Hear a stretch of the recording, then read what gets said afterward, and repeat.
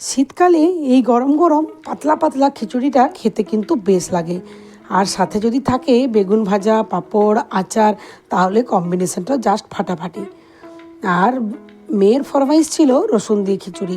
ও রসুন দিয়ে খিচুড়িটা খেতে কিন্তু খুব ভালোবাসে, তাই গতকাল রাতে বানিয়েছিলাম, সেটা আপনাদের সাথে শেয়ার করছি।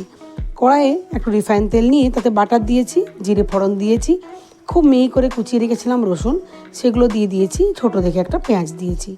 আর একটুখানি সবজির মধ্যে দিয়েছি বিনস, গাজর, একটু আলু, মটরশুঁটি।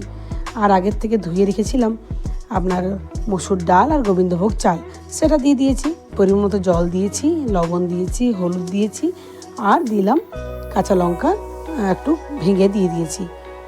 এদিকে বেগুনগুলো ভাজার জন্য বসিয়ে দিচ্ছি। শীতকালের রাত্রে আপনারা খিচুড়ি তো বানানি, কিন্তু একবার কিন্তু এই রসুন দিয়ে খিচুড়িটা আপনারা ট্রাই করতে পারেন, খেতে কিন্তু দুর্দান্ত।